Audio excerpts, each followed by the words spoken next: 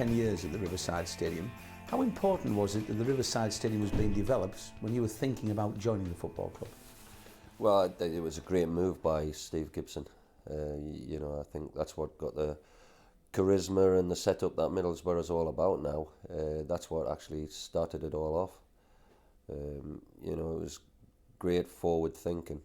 Because it's always difficult to persuade your fans to move from a stadium which had so much tradition like Ayson Park did.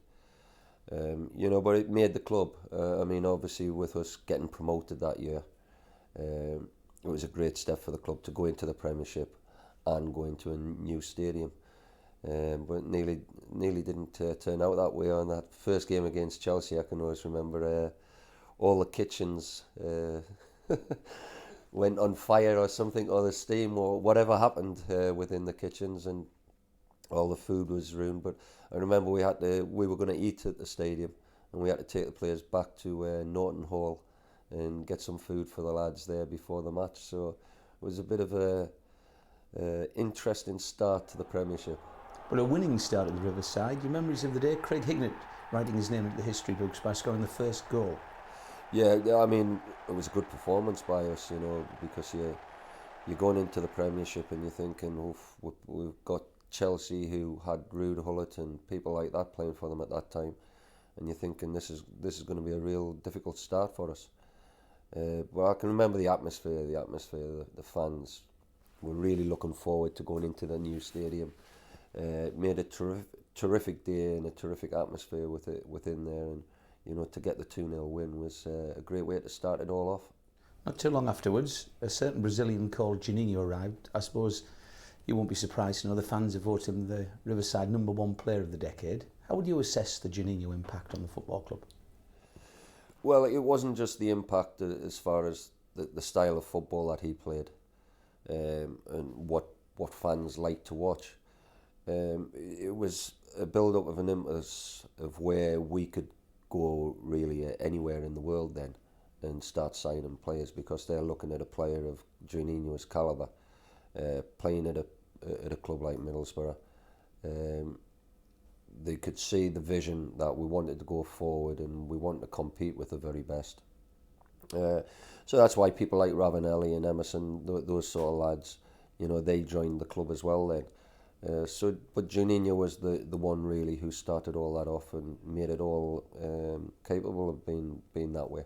It was certainly entertaining. Ravanelli scoring, Emerson and Juninho creating. It certainly was. It was exciting football, which we were playing at that time.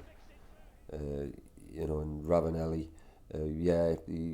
he was a difficult character to handle. But you smile there. How difficult?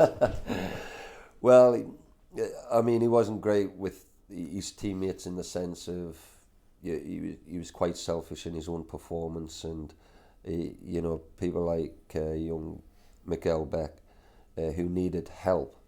Ravanelli wasn't really forward-coming with any help. He'd look after himself.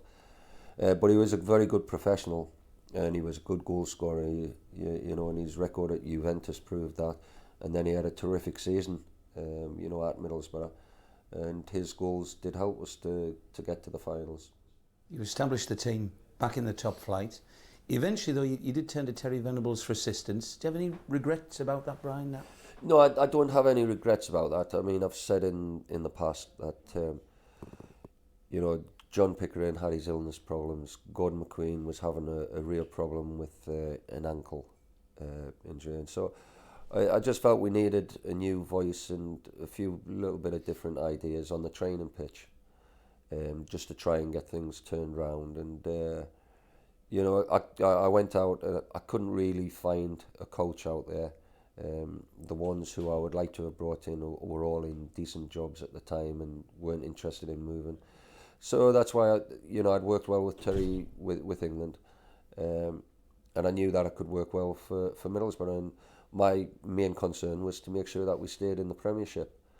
So I still think it was the right decision for the club. The right decision for me? No, probably not.